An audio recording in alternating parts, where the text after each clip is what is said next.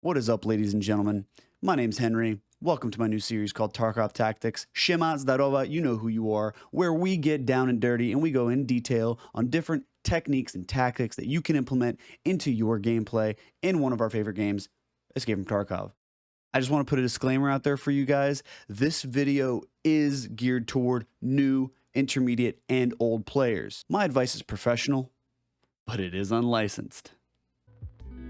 So I'm going to walk you through a raid and go through the different things that I think about during this raid and the different tactics that I implement while I'm playing. We're going to start off this whole entire endeavor inside our inventory in the main menu to make sure that we're squared away before we go into a raid. The first thing that I look for is to make sure that I got my rifle.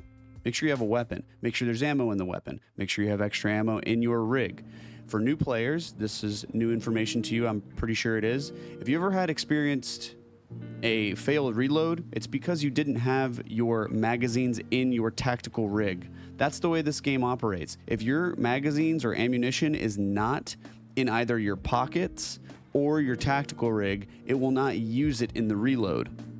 So technically, you don't have an extra mag if it's in your backpack, it won't reload it. Simple. So I got all that. I make sure that I keybind all my meds and my painkillers in the proper way that I prefer. So if you go to your Salewa, your AFAC, your IFAC, whatever, and you hover over it and you hit 4, you'll be able to hotkey it. You go over to any other thing, you can hit 5, and it's all from 4 to 0 that you can keybind these things. Or if you simply want to go down here and just drag it to the number pad on the bottom of the screen, that's also good to go.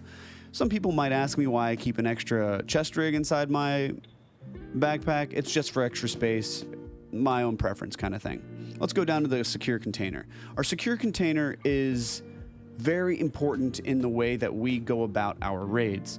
It provides a safe place to keep things. It provides an extra slot for meds, painkillers. So what do I look for? I make sure that I check off these things. Make sure there's extra painkillers in there. Make sure there's extra meds in there. The most important thing is to make sure you have a CMS and or a serve kit.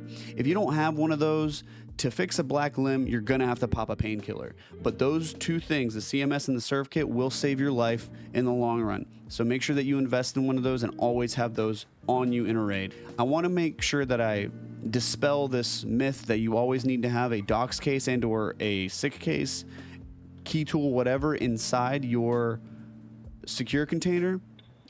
I don't think so. I think that if you are going to need it, use it. But that's all about planning, right? Especially if you're going in a solo raid, you need to make sure that you plan out your raids. Don't just bring stuff just because of it. So here we are at the start of the raid. Check your rate of fire, make sure that you're pained and you're good to go. Immediately start looking at the enemy spawns in the area. You don't want to be caught with your pants down. Here on the screen, you can see the spawns that I'm talking about. A solo raid is different than any other raid that you'll encounter in Tarkov because you don't have any defense. You're going to maintain the offensive throughout the whole entire raid. In order for you to conduct a successful offensive, you must maintain momentum because staying alive is moving.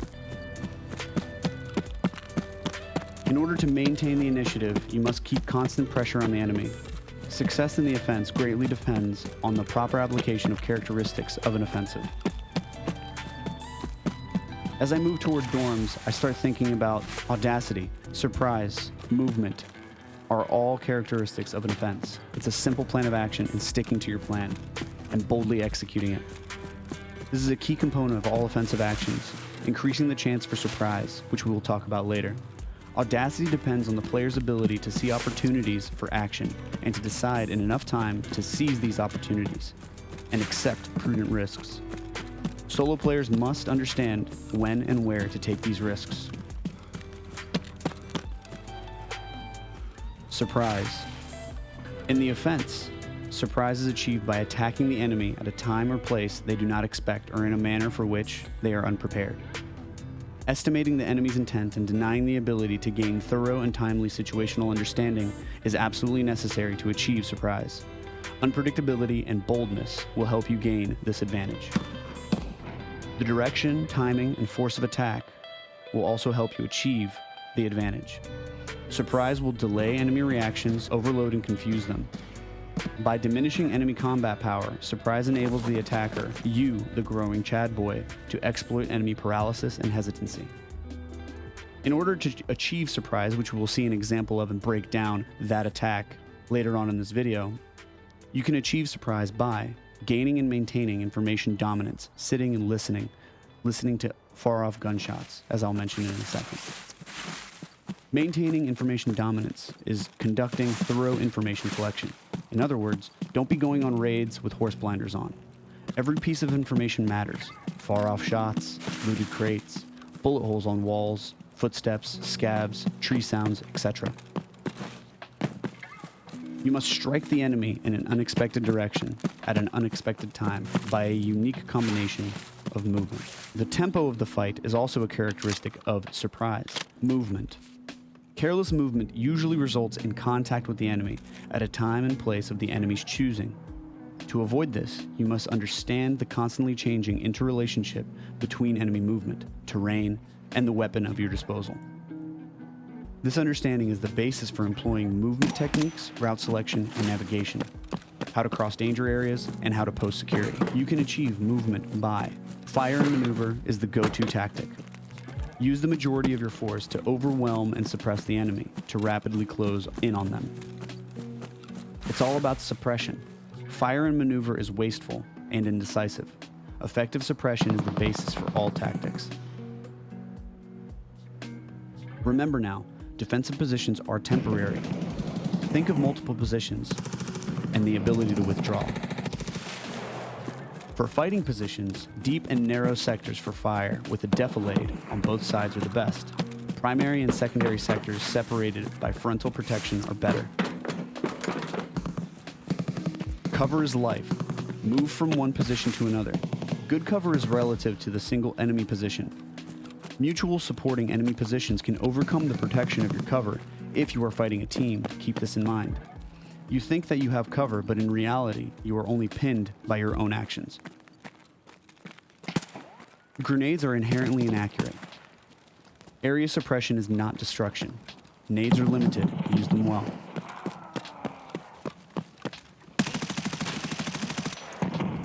Breaking down the offensive and the tasks that you must complete during the offensive are movement to contact and the attack. Movement to contact is an offensive task designed to develop the situation and establish or regain contact. A movement to contact may result in a combat action. One must be ready for this. You have 5 options: attack, defend, bypass, delay, or withdraw. 2 movement to contact techniques are search and attack or cordon and search, which means clear the area before you loot. The attack. Easy, right? It's simple. The attack is when you fuck shit up and destroy or defeat the enemy. Seize and secure the area after you have administered your attack. This is where all of your preparation gets put to the test. Don't be that guy that doesn't analyze his deaths.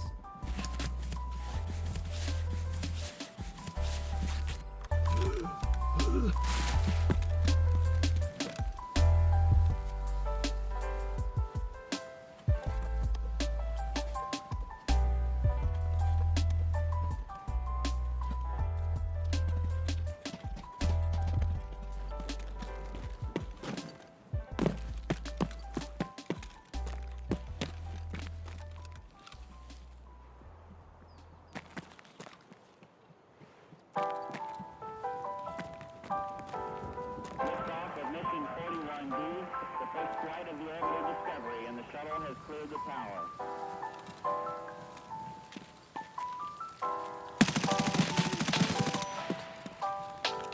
Every 4 computers now have primary control of critical vehicle functions.